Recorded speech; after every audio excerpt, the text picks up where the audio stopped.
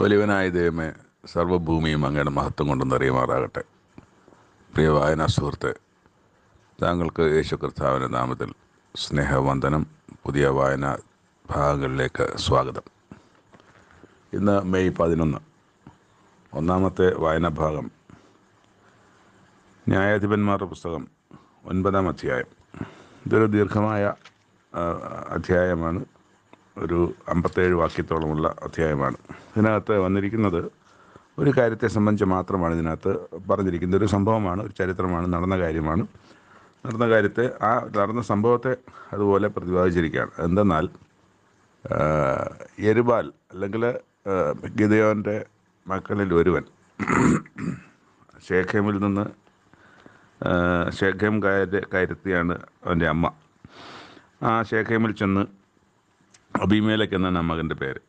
അവൻ ചെന്ന് അവൻ്റെ അമ്മയുടെ പിതൃഭവനമായ സകല കുടുംബത്തോടും അമ്മയുടെ സഹോദരന്മാരോടും ഒക്കെ ചെന്ന് പറഞ്ഞു, യെരുബാലിൻ്റെ അല്ലെങ്കിൽ ഗിദെയോൻ്റെ 70 മക്കൾ നിങ്ങളെ ഭരിക്കുന്നതോ ഞാൻ ഒരുവൻ നിങ്ങളെ ഭരിക്കുന്നതോ നന്ന് എന്ന് ചോദിക്കുന്നു.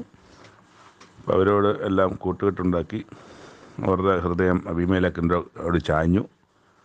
അബീമേലെക്കിനെ സഹായിക്കാൻ അവർ തീരുമാനിച്ചു. അബീമേലെക്ക് അവരുടെ ബാൽബെരീത്ത് ക്ഷേത്രത്തിൽ നിന്ന് 70 വെള്ളിക്കാശ് എടുത്ത് കൊടുത്തു. അതുകൊണ്ട് അവൻ കൊള്ളരുതാത്ത നിസാരന്മാരായ കുറേ ആളുകളെയൊക്കെ വിലയ്ക്ക് വാങ്ങി ആളിൻ്റെ എണ്ണം കൂട്ടി ഒഫ്രയിൽ തൻ്റെ അപ്പൻ്റെ വീട്ടിൽ വന്നു. തൻ്റെ സഹോദരന്മാരെ 70 പേരെയും ഒരു കല്ലിന്മേൽ വെച്ച് കൊന്നുകളഞ്ഞു. ഇതാണ് അവിടെ സംഭവിച്ച വലിയൊരു തെറ്റ്. അപ്പം ഈ ഗിദെയോൻ അവർക്ക് വേണ്ടി യുദ്ധം നടത്തുകയും ഇത്രയും വലിയ രക്ഷ ചെയ്യുകയും ചെയ്ത ആ ഗിദെയോൻ്റെ, നമുക്ക് യെരുബാൽ എന്നുള്ള പേര് നമുക്ക് വിടാം, നമുക്ക് അത് അവരിട്ട പേരല്ലേ, നമുക്കത് ഗിദെയോൻ തന്നെ പറയാം. ഗിദെയോൻ്റെ 70 മക്കളെയും കൊല്ലുവാൻ തക്കവണ്ണമുള്ള ഹൃദയകാഠിന്യം അവർ കാണിച്ചു എന്നുള്ളതാണ്. എന്നാൽ അദ്ദേഹത്തിൻ്റെ ഇളയ മകനായ യോഥാം ഒളിച്ചു കളഞ്ഞതുകൊണ്ട് ആ മകൻ മാത്രം രക്ഷപ്പെട്ടു. അബീമേലെക്കിനെ ഒരു രാജാവാക്കി. യോഥാം ഇതറിഞ്ഞിട്ട് ഗെരിസീം മലമുകളിൽ ചെന്ന് ഉച്ചത്തിൽ വിളിച്ചു പറഞ്ഞു, കുറച്ച് കാര്യങ്ങൾ പറഞ്ഞു. വളരെ സങ്കടത്തോടെ, വ്യസനത്തോടെ, വേദനയോടെ തൻ്റെ സഹോദരന്മാർ കൊല ചെയ്യപ്പെട്ടതിന് ഒക്കെയുള്ള ദേഷ്യവും സങ്കടവും പ്രയാസവും പ്രതികാരവും ഒക്കെ മനസ്സിൽ കരുതി ഒരുപാട് രാജാവായിരിക്കുമ്പോൾ ഞാൻ ഉദാഹരണം, ചില കാട്ട് മരങ്ങൾ അല്ലെങ്കിൽ ചെടികൾ കാടിന് രാജാവായിരിക്കുന്ന ആവശ്യപ്പെട്ടതിനെ സംബന്ധിച്ച് ഒരു ഉപമയൊക്കെ പറഞ്ഞിട്ട് അവസാനം അങ്ങനെയാണ് ഇയാളും രാജാവായിരിക്കുന്നത്. അതുകൊണ്ട് ഒരു കാര്യം അതിൻ്റെ അവസാനം പറയുന്നുണ്ട്, അതവർക്കൊരു ശാപം ആയിരിക്കാൻ തക്കവണ്ണം, ഒരു ശാപം പോലെ അവർക്ക് അവർ പറയുന്നുണ്ട്. ഇങ്ങനെ നിങ്ങൾ ഇന്ന് യെരുബാലിനോടും അവൻ്റെ കുടുംബത്തോടും ചെയ്തത് വിശ്വസ്തതയും പരമാർത്ഥതയും എന്ന് വരികിൽ നിങ്ങൾ അബീമേലെക്കിൽ സന്തോഷിപ്പിൻ, അവൻ നിങ്ങളിലും സന്തോഷിക്കട്ടെ. അല്ലെങ്കിൽ അബീമേലെക്കിൽ നിന്ന് തീ പുറപ്പെട്ട് ശേഖേം പൗരന്മാരെയും മില്ലോ ഗ്രഹത്തെയും നശിപ്പിക്കട്ടെ. ശേഖേം പൗരന്മാരിൽ നിന്നും മില്ലോ ഗ്രഹത്തിൽ നിന്നും തീ പുറപ്പെട്ട് അബീമേലെക്കിനെ ദഹിപ്പിക്കട്ടെ. ഇങ്ങനെ പറഞ്ഞിട്ട് യോഥാം ഓടിപ്പോയി. അപ്പോൾ ഇതൊരു ശാപവാക്കായി, അല്ലെങ്കിൽ സാധാരണ അനുഗ്രഹിക്കപ്പെടട്ടെ എന്നൊക്കെ പറയുന്ന അനുഗ്രഹിക്കുന്ന വാക്കുകളല്ലേ, അങ്ങനെ സംഭവിക്കട്ടെ എന്നൊക്കെ അനുഗ്രഹിക്കാൻ പറയുന്ന വാക്കുകൾ പോലെ ശേഖേം പൗരന്മാരിൽ നിന്ന് തീ പുറപ്പെട്ട് അബീമേലെക്കിൻ്റെ ഭവനത്തെ നശിപ്പിക്കട്ടെ, അല്ലെങ്കിൽ അബീമേലെക്കിനെ നശിപ്പിക്കട്ടെ, അല്ലെങ്കിൽ അബീമേലെക്കിൽ നിന്ന് തീ പുറപ്പെട്ട് ഇവരെ നശിപ്പിക്കട്ടെ. ഈ 2 കാര്യങ്ങൾ സംഭവിക്കട്ടെ, നടക്കട്ടെ, അങ്ങനെ ആകട്ടെ എന്ന് പറഞ്ഞ് അനുഗ്രഹത്തിന് പകരം ശാപമാണ് അവിടെ കൊടുക്കുന്നത്. ഒരു 3 വർഷം കഴിഞ്ഞു. 3 വർഷം കഴിഞ്ഞപ്പം ശേഖേമിലെ ഇവരുടെ സഹോദരന്മാരും അബീമേലെക്കിലും തമ്മിൽ തെറ്റി. ആ തെറ്റ് പല കാര്യങ്ങളിലായിട്ട് മുന്നോട്ട് പോയി. പിന്നെ അവർ തമ്മിൽ യുദ്ധത്തിലേക്ക് വന്നു. യുദ്ധത്തിലേക്ക് നയിക്കത്തക്ക തരത്തിൽ കാര്യങ്ങളായി. അബീമേലെക്കിൻ്റെ സൈന്യവും ശേഖേമിലെ അവരുടെ സൈന്യവും ഒക്കെ തന്നെ കൂട്ടിമുട്ടി. അങ്ങനെ കുറേ ആൾക്കാരൊക്കെ മരിച്ചു. ഒരു ദേവാലയത്തിന് അവിടെ തീ കൊളുത്തി തടികളൊക്കെ കൊണ്ടിട്ട് അതിനകത്ത് 1000 പേര് മരിച്ചുപോയി. അബീമേലെക്ക് ചെയ്തതാണ്. ശേഷം അബീമേലെക്ക് വീണ്ടും ഒരു ഗോപുരവാതിലിനടുക്കൽ മറ്റൊരു ഗോപുരത്തിൻ്റെ തീ വെച്ച് ചുട്ടുകളയേണ്ടതിന് അവിടെ ചെന്നപ്പോൾ അതിൻ്റെ മുകളിൽ നിന്നൊരു സ്ത്രീ തിരികല്ലിൻ്റെ ചെറിയ പിള്ളയുണ്ടല്ലോ, അത് അബീമേലെക്കിൻ്റെ തലയിൽ മേളിൽ നിന്ന് ഇട്ടിട്ട് ആ തലയോട് തകർത്ത് കളഞ്ഞു. അങ്ങനെ അബീമേലെക്ക് അവിടെ മരിക്കുകയാണ്. എന്നിട്ട് ആ ആയുധവാഹനോട് പറഞ്ഞു, ഒരു സ്ത്രീ എന്നെ കൊന്നു എന്ന് പറയാതിരിക്കാൻ വേണ്ടി നീ നിൻ്റെ വാൾ ഊരി എന്നെ കൊല്ലുക എന്ന് പറഞ്ഞാൽ ബാല്യക്കാരൻ അതുപോലെ അവനെ കുത്തി അവൻ മരിച്ചുപോയി. അബീമേലെക്ക് മരിച്ചു എന്ന് കണ്ടപ്പോൾ ഇസ്രായേലിൽ തങ്ങളുടെ സ്ഥലത്തേക്ക് മടങ്ങിപ്പോവുകയും ചെയ്തു. അങ്ങനെ എൻ്റെ അവസാനത്തെ 2 വാക്യങ്ങൾ ഞാൻ വായിക്കാം. അത് അബീമേലെക്ക് തൻ്റെ 70 സഹോദരന്മാരെ കൊന്നതിനാൽ തൻ്റെ അപ്പനോട് ചെയ്തിട്ടുള്ള പാതകത്തിന് ദൈവം ഇങ്ങനെ പകരം ചെയ്തു. ശേഖേം നിവാസികളുടെ സകല പാതകങ്ങളും അവരുടെ തലമേൽ വരുത്തി. ഇങ്ങനെ യെരുബാലിൻ്റെ മകനായ യോഥാമിൻ്റെ ശാപം അവരുടെ മേൽ വന്നു. അപ്പോൾ യോഥാം അവിടെ പറഞ്ഞത് ശാപമാണെന്ന് തന്നെയാണ് ഇവിടെ പറയുന്നത്. യോഥാം അവിടെ അങ്ങനെ സംഭവിക്കട്ടെ, അങ്ങനെ ആകട്ടെ എന്ന് പറഞ്ഞതെല്ലാം അനുഗ്രഹത്തിൻ്റെ വാക്കുകളല്ല, ശാപത്തിൻ്റെ വാക്കുകളായിരുന്നു. അത് ഇവിടെ സംഭവിച്ചു എന്ന് തന്നെയാണ് നമ്മൾ കാണുന്നത്. അപ്പോൾ അബീമേലെക്കിനെ സഹായിച്ച ശേഖേമിലെ ബന്ധു കുടുംബത്തിനും എല്ലാം നാശമായി ഇതും ഭവിച്ചു. അവിടെ എഴുതിയിരിക്കുന്നത് ദൈവം അവരുടെ തലമേൽ വരുത്തി എന്നാണ്. അപ്പോൾ അവർ ചെയ്തതിൽ വലിയ കുറ്റം, 70 മക്കളെയൊക്കെയും കൊല്ലുക എന്ന് പറഞ്ഞാൽ, അങ്ങനെ ഒരു മനുഷ്യൻ ആയിരുന്ന, അവരെ സഹായിച്ച മനുഷ്യൻ തൻ്റെ ജീവനും എല്ലാം ത്യാഗം ചെയ്തുകൊണ്ട്, ജീവനെ തൃണവൽഗണിച്ചുകൊണ്ട് അവർക്ക് വേണ്ടി യുദ്ധം ചെയ്യാൻ പോയ ദൈവം 30,000 പേരുണ്ടായിരുന്നു. അതിൽ 20,000 പേരെയും ദൈവം പറഞ്ഞതനുസരിച്ച് മടങ്ങിപ്പോയി. ബാക്കി 10,000 ഉണ്ടായിരുന്നു. അതിലും വെറും 300 പേർ. ആ 300 പേരെ വെച്ച് യുദ്ധം ചെയ്യാൻ പോയപ്പോൾ അത് റിസ്കിയായ ഒരു കാര്യമായിരുന്നു. എന്നാൽ ആ ഒരു കാര്യത്തെ ഏറ്റെടുത്ത് മുമ്പോട്ട് പോകാൻ, അപ്പോൾ 300 പേര് 10,000 പേരോട് 30,000 പേരോട് യുദ്ധം ചെയ്യുമ്പോൾ മരിച്ചു പോകാനുള്ള സാഹചര്യങ്ങളൊക്കെ ഉണ്ട്. എന്നിട്ടും അതിനെ കണക്കൂട്ടാതെ ദൈവത്തിൽ മാത്രം വിശ്വസിച്ച് മുന്നോട്ട് പുറപ്പെട്ട ഗിദെയോൻ അങ്ങനെ ഒരു വലിയ വിജയം നേടുകയും, പിന്നെ നമ്മൾ കാണുന്നത് 40 വർഷം അല്ലേ, അങ്ങനെ കണ്ടാണെന്ന് തോന്നുന്നു. നത്തിൻ്റെ അവസാനം നോക്കട്ടെ. അബീമേലെക്കിന് 8-ാമത്തെ അധ്യായത്തിൽ 40 സംവത്സരമാണെന്ന് തോന്നുന്നു. പിന്നെ അതെ, അത് 8-ാം അധ്യായത്തിൻ്റെ 28-ാം വാക്യത്തിൽ, എന്നാൽ മിദ്യാൻ തലപൊക്കാതെ വണ്ണം ഇസ്രായേൽ മക്കൾക്ക് കീഴടങ്ങിയിരുന്നു. ഗിദെയോൻ്റെ കാലത്ത് ദേശത്തിന് 40 സംവത്സരം സ്വസ്ഥതയുണ്ടായിരുന്നാണ്. അപ്പോൾ 40 വർഷത്തോളം സ്വസ്ഥത ഉണ്ടാകാൻ തക്കവണ്ണം ഗിദെയോൻ്റെ കാലത്തുണ്ടാകാൻ തക്കവണ്ണം ഗിദെയോൻ ചെയ്ത വലിയ പ്രവൃത്തി, ദൈവത്തിൽ ആശ്രയിച്ച് ചെയ്ത പ്രവൃത്തി, അത് ഗിദെയോൻ മരിച്ചപ്പോൾ ഇവർ ആ ബഹുമാനമോ ആ നന്ദിയോ ഒന്നും കാണിക്കാതെ അദ്ദേഹത്തിൻ്റെ തന്നെ മക്കളെ, അപ്പോൾ അദ്ദേഹത്തെ കൊല്ലുന്ന പോലെ തന്നെ ആയിപ്പോയത്, അദ്ദേഹത്തിൻ്റെ 70 മക്കളെ കൊല്ലുവാൻ തക്കവണ്ണമുള്ള നേതൃത്വം കൊടുക്കുകയും അതിനെ സഹായിക്കുകയും വേറെ ആരും എതിർക്കാതെ അതിനെ കണ്ണുമടച്ച് അതിനെ പ്രോത്സാഹിപ്പിക്കുകയൊക്കെ ചെയ്ത വലിയ പാതകം. ആ പാതകത്തിന് ദൈവം തന്നെ ശിക്ഷ കൊടുത്ത, അതാണല്ലോ ദൈവം പറയുന്നത്, പ്രതികാരം എനിക്കുള്ളത്, ഞാൻ അത് ദൈവം നിവർത്തിക്കുമെന്ന് പറയുന്നത്. അപ്പോൾ ദൈവത്തിൻ്റെ പ്രതികാരത്തിന് വിട്ടുകൊടുക്കുന്നതാണ് എപ്പോഴും നമ്മുടെ ജീവിതത്തിൽ നല്ലത്. നമ്മൾ പ്രതികാരം ചെയ്യാൻ പോകരുത്, ദൈവം അത് ചെയ്തോളും. ദൈവത്തെ പൈതലിനെ തല്ലിയാൽ കൊന്നാൽ അത് ദൈവത്തിൻ്റെ കൃഷ്ണമണിയെ തൊടുന്ന പോലെയാണ്. അതുകൊണ്ട് ദൈവം അത് വെറുതെ, യേശുക്രിസ്തുവിൻ്റെ കാര്യത്തിൽ നമുക്ക് അറിയാമല്ലോ, എന്തോരം വലിയ ശിക്ഷയാണ് യഹൂദയുടെ നേരെ ഉണ്ടായത്. എത്രയോ നാളുകൾ കഴിഞ്ഞിട്ടും അവർക്കതിൽ നിന്ന് വിടുതലുണ്ടായിരുന്നില്ല. അവർ പറഞ്ഞെന്താണ്, ഈ ശാപം ഞങ്ങളുടെ മേലും ഞങ്ങളുടെ തലമുറകളുടെ മേലും വരട്ടെ എന്നാണ്. അപ്പോൾ അതും അവർ തന്നെ അവർക്കൊരു ശാപം ഏറ്റുവാങ്ങുകയായിരുന്നു. അത് തലമുറകളുടെ മേൽ ദൈവം അങ്ങനെ തന്നെ വരുത്തി. ഇന്നും ആ തലമുറകൾ ഒരു സമാധാനം അനുഭവിച്ചിട്ടില്ല. ഇന്നും സമാധാനമില്ലാത്ത ജനമായി ഇസ്രായേൽ പാർക്കുന്നതിൻ്റെ പിന്നിലെ ഒരു രഹസ്യം കൂടിയാണ് ഇവിടെ പറഞ്ഞത്. 2-ാമത്തെ വായനാഭാഗം യെശയ്യാപ്രവാചകൻ്റെ പുസ്തകം 35-ാം അധ്യായം. വളരെ പ്രതീക്ഷ നൽകുന്ന ആശ്വാസം നൽകുന്ന ഒരു ചെറിയ അധ്യായമാണ്. വെറും 10 വാക്യങ്ങൾ മാത്രമേ അതിനകത്തുള്ളൂ. വായിച്ചു വരുമ്പോൾ നമുക്ക് യേശുക്രിസ്തുവിൻ്റെ കാലത്ത് നടക്കുന്നത് എന്ന് കൃത്യമായി പറയാനൊക്കില്ലെങ്കിലും യേശുക്രിസ്തുവിലൂടെ നടക്കുന്ന, യേശുക്രിസ്തുവിൻ്റെ പേരോ അല്ലെങ്കിൽ യേശുക്രിസ്തുവിൻ്റെ പേരിൻ്റെ ഹിൻഡ് തരുന്ന ഒരു വാക്കുകളോ ഒന്നും ആ അധ്യായത്തിലില്ല. പക്ഷേ നമുക്കറിയാവുന്ന പോലെ യഥാർത്ഥമായൊരു വിടുതൽ ദൈവം വച്ചിരുന്നതും ആശ്വാസവും ഒക്കെ വച്ചിരുന്നത് യേശുക്രിസ്തുവിലൂടെയാണ്. അപ്പോൾ അതിന് അനുകൂലമായ വാക്കുകളൊക്കെ നമുക്കിവിടെ വായിക്കാൻ കഴിയും. അതിൻ്റെ ഒരു വാക്യം, ആദ്യത്തെ 2-ാമത്തെ വാക്യത്തിൻ്റെ അവസാനം, അവർ യഹോവയുടെ മഹത്വവും നമ്മുടെ ദൈവത്തിൻ്റെ തേജസ്സും കാണും. അത് കഴിഞ്ഞിട്ട്, തളർന്ന കൈകളെ ബലപ്പെടുത്തുവിൻ, കുഴഞ്ഞ മുഴങ്കാലുകളെ ഉറപ്പിപ്പിൻ, മനോഭീതിയുള്ളവരോട് ധൈര്യപ്പെടുവിൻ, ഭയപ്പെടേണ്ട, ഇതാ നിങ്ങളുടെ ദൈവം, പ്രതികാരവും ദൈവത്തിൻ്റെ പ്രതിഫലവും വരുന്നു, അവൻ വന്ന് നിങ്ങളെ രക്ഷിക്കും എന്ന് പറവീൻ. അത് കഴിഞ്ഞിട്ട് അന്ന് കുരുടന്മാരുടെ കണ്ണ് തുറന്നു വരും, ചെകിടന്മാരുടെ ചെവി അടഞ്ഞിരിക്കുകയില്ല. അന്ന് മുടന്തൻ മാനിനെ പോലെ ചാടും, ഊമൻ്റെ നാവും ഉല്ലസിച്ച് ഘോഷിക്കും. ഇതൊക്കെയും യേശുക്രിസ്തുവിൻ്റെ കാലം സംഭവിച്ചിട്ടുണ്ട്. കുരുടന്മാരുടെ കണ്ണ് തുറന്നു, ചെകിടന്മാരുടെ ചെവി തുറന്നു, മുടന്തൻ എഴുന്നേറ്റ് നടന്നു, നാവ് സംസാരിക്കാത്തവൻ സംസാരിക്കുന്നു. ഇതെല്ലാം നമ്മൾ യേശുക്രിസ്തുവിൻ്റെ കാലത്തും അപ്പോസ്തലപ്രവർത്തനത്തിൻ്റെ കാലത്തും ഒക്കെ നമ്മൾ കാണുന്ന കാര്യങ്ങളാണ്. അത് തന്നെ ആയിരിക്കാം എന്ന് നമുക്ക് ചിന്തിക്കാം.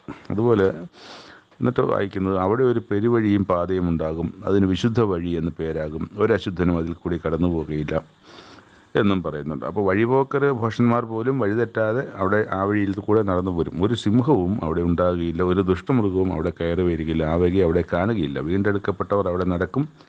അങ്ങനെ യഹോവയാൽ വീണ്ടെടുക്കപ്പെട്ടവർ മടങ്ങി ഉല്ലാസത്തോടെ സിയോനിലേക്ക് വരും. നിത്യാനന്ദം അവരുടെ തലമേൽ ഉണ്ടായിരിക്കും. അവർ ആനന്ദവും സന്തോഷവും പ്രാപിക്കും, ദുഃഖവും നെടുവീർപ്പും ഓടിപ്പോകും. ഇത്രയും കാര്യങ്ങൾ സംഭവിക്കണമെങ്കിൽ അത് യേശുക്രിസ്തുവിലൂടെ, ഏത് കാലഘട്ടത്തിൽ നിന്ന് ഇവിടെ പറയുന്നില്ല, പക്ഷേ യേശുക്രിസ്തുവിലൂടെ, അല്ലെങ്കിൽ ചിലപ്പോൾ എല്ലാ കാലഘട്ടത്തിലും ഉള്ള ആ ജനത്തെ ആയിരിക്കാം. അങ്ങനെ വേണമെങ്കിലും ആകാം. എല്ലാ കാലത്തും യേശുക്രിസ്തുവിൻ്റെ കാലം മുതൽ പിന്നീടുള്ള കാലത്തെല്ലാം സംഭവിക്കുന്ന, അതാത് കാലത്ത് വേർതിരിക്കപ്പെട്ട് വരുന്ന ജനസമൂഹത്തെ ആകാം, അല്ലെങ്കിൽ അന്ത്യകാലത്ത് സംഭവിക്കുന്നതാകാം. എന്തായാലും അത് യേശുക്രിസ്തുവിലൂടെ നടക്കുന്ന ആനന്ദവും പരമാനന്ദവും സമാധാനവും സന്തോഷവും ഒക്കെ ആണ് എന്നുള്ള അവിടെ പറയുന്നത്. ദുഃഖവും നെടുവീർപ്പും ഓടിപ്പോകുന്നു. അപ്പോൾ ദുഃഖവും നെടുവീർപ്പും ഓടിപ്പോയിട്ടുള്ളൊരു കാലം എന്ന് പറയുന്നത് ഇത് ദൈവരാജ്യത്തിൽ മാത്രമാണ്. അതുവരെയും ദുഃഖവും സങ്കടവും പരാഭവവും ഒക്കെ ഉണ്ടാകും എന്ന് തന്നെയാണ് നമ്മൾ മനസ്സിലാക്കിയിട്ടുള്ളത്. മൂന്നാമത്തെ വായനഭാഗം പത്രോസ് എഴുതിയ ഒന്നാമത്തെ ലേഖനത്തിൻ്റെ 1-ാമത്തെ അധ്യായമാണ്. പത്രോസ് ആകെ 2 ലേഖനങ്ങൾ എഴുതിയിട്ടുണ്ട്. ചെറിയ പുസ്തകങ്ങളാണ്, ഒരു ലഘുലേഖ പോലെയുള്ള ചെറിയ പുസ്തകം. ഇതിൽ 5 അധ്യായം മാത്രമാണുള്ളത്. ഇതിൽ 1-ാമത്തെ പുസ്തകത്തിൻ്റെ 1-ാമത്തെ അധ്യായം. പിന്നെ തുടക്കത്തിൽ അത് ആർക്ക് എഴുതിയിരിക്കുന്നു എന്ന് അവിടെ എഴുതിയിരിക്കുന്നത് യേശുക്രിസ്തുവിൻ്റെ അപ്പോസ്തലനായ പൗലോസാണ് എഴുതിയിരിക്കുന്നത്.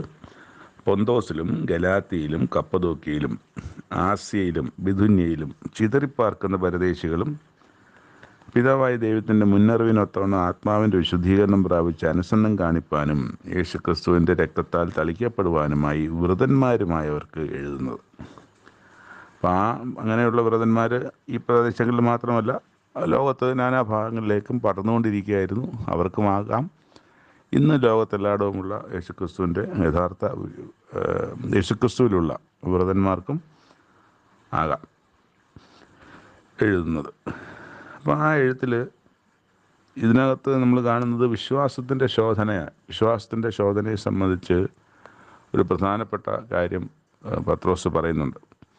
ഇവിടെ ഈ ജനത്തെ വായിക്കുന്നവരെ വിശ്വാസത്തിൽ ഉറപ്പിക്കുവാനും കഷ്ടതകൾ പ്രയാസങ്ങൾ വരുവാനും ഇതിൻ്റെ ഭാഗമായി ഉണ്ട് എന്നും, ഇത് നിങ്ങളുടെ വിശ്വാസത്തിൻ്റെ ശോധനയാണെന്നും, ഇതിൽ നിലനിന്ന് അന്ത്യത്തോളം സഹിച്ചു നിൽക്കുവാൻ തക്കവണ്ണമുള്ള ദൈവിക കൃപയോടെ അത് തരണം ചെയ്യേണ്ടതുമാണെന്നും ഒക്കെയുള്ള കാര്യങ്ങളാണ് ഇവിടെ പറയുന്നത്.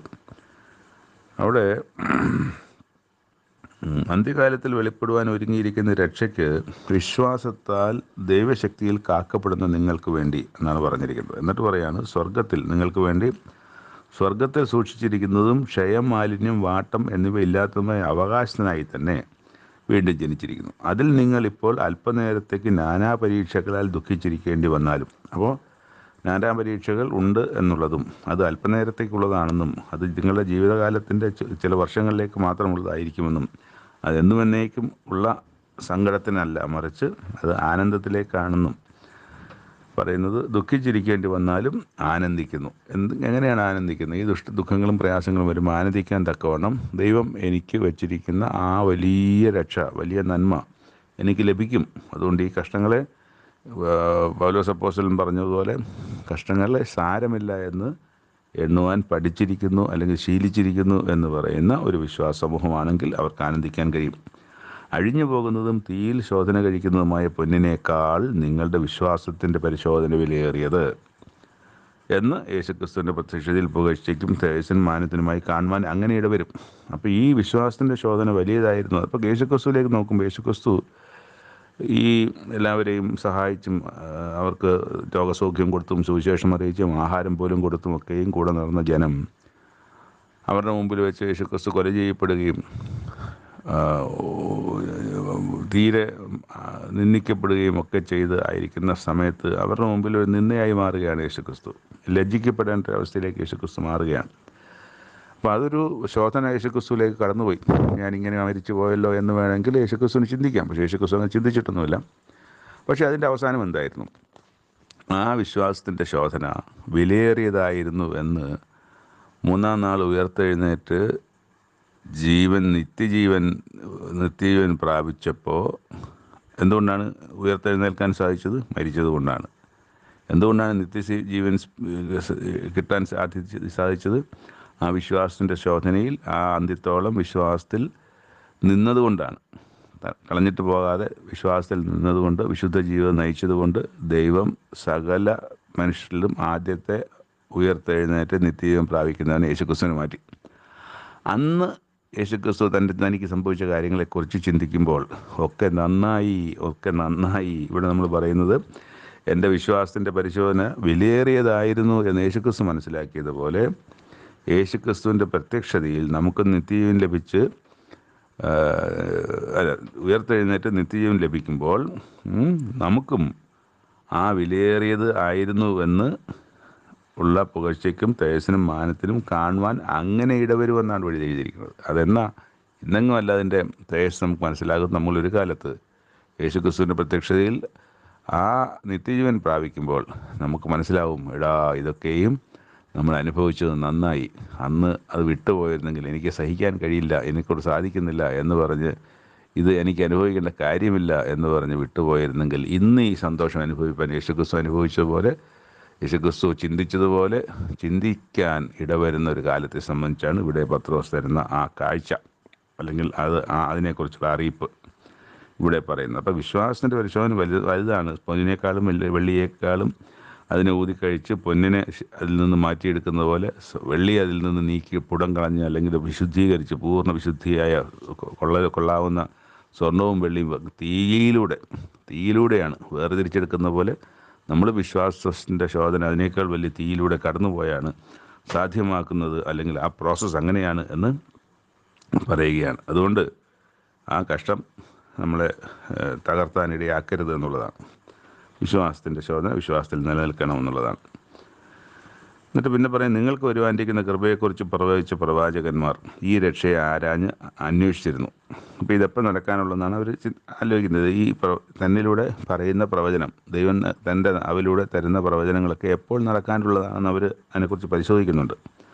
അവർ തന്നെ ക്രിസ്തുവിന് വരേണ്ട കഷ്ടങ്ങളൊക്കെ മുൻകൂട്ടി അവർ രേഖപ്പെടുത്തിയിട്ടുമുണ്ട്. അപ്പം ആ സമയം എപ്പോഴാണ് എന്നൊക്കെ അവർ ചിന്തിച്ചിട്ടുണ്ട്. എങ്ങനെയാണ് പ്രവാചകന്മാർ ആരാഞ്ഞു നോക്കി.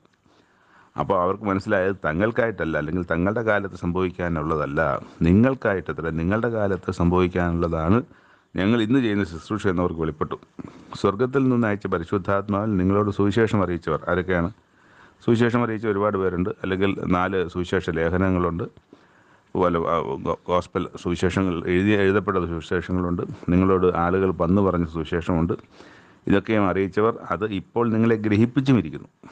അതിലേക്ക് ദൈവദൂതന്മാരും കുനിഞ്ഞു നോക്കുക. അപ്പോൾ ഇതിപ്പം ഗ്രഹിക്കപ്പെട്ടിട്ടുണ്ട്, ഇത് പരസ്യപ്പെട്ടിട്ടുണ്ട്, അറിയിക്കപ്പെട്ടിട്ടുണ്ട്, നിങ്ങളെ അറിയിച്ചിട്ടുണ്ട് ഇതിനെ സംബന്ധിച്ച് എന്നുള്ളതാണ് അവിടെ പറയുന്നത്. അതുകൊണ്ട് നിങ്ങൾക്ക് വരുവാനുള്ള കൃപയിൽ പൂർണ്ണ പ്രത്യാശ വെച്ചുകൊള്ളുവിൻ. നിങ്ങളെ വിളിച്ച വിശുദ്ധനത്വം അനുസരണമുള്ള മക്കളായി എല്ലാ നടപ്പിലും വിശുദ്ധരാകുവിൻ. ഇതാണ് പ്രായോഗികമായിട്ട് ചെയ്യേണ്ട കാര്യത്തെ സംബന്ധിച്ചാണ് അദ്ദേഹം അവിടെ നമ്മളെയൊക്കെയും പ്രബോധിപ്പിക്കുന്നത്.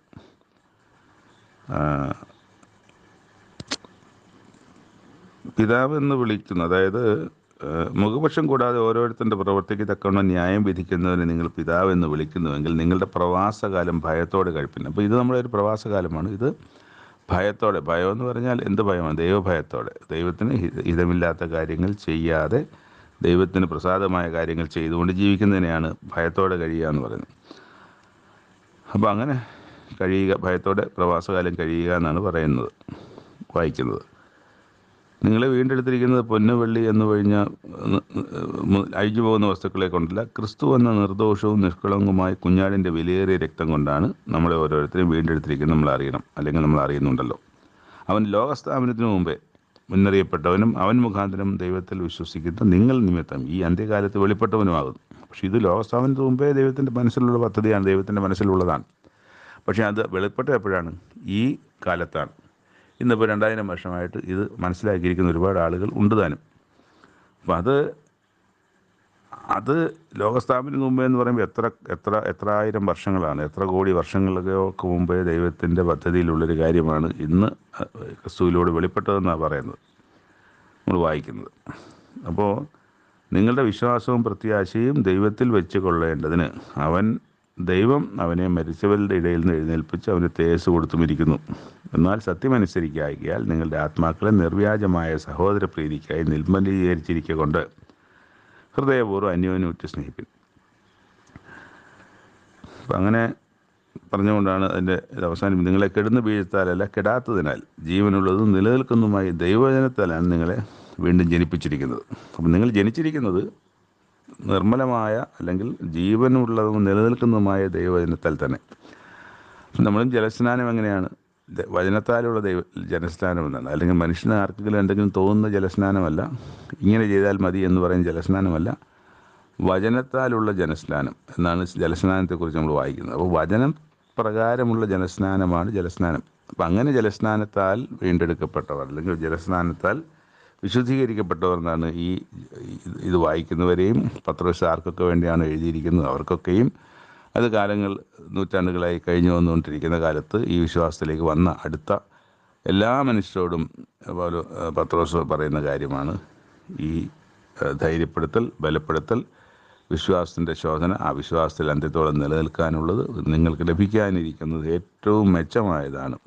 നിങ്ങളെ വിശുദ്ധീകരിച്ചിരിക്കുന്നത് ക്രിസ്തുവിൻ്റെ നിർദോഷമായ രക്തം കൊണ്ടാണ്. ഇങ്ങനെയുള്ള പല കാര്യങ്ങളാൽ ബലപ്പെടുത്തുകയും ശക്തിപ്പെടുത്തുകയും തരുന്നൊരു പ്രബോധനത്തിൻ്റെ 1-ാമത്തെ അധ്യായമാണ് ഇവിടെ അവസാനിച്ചത്.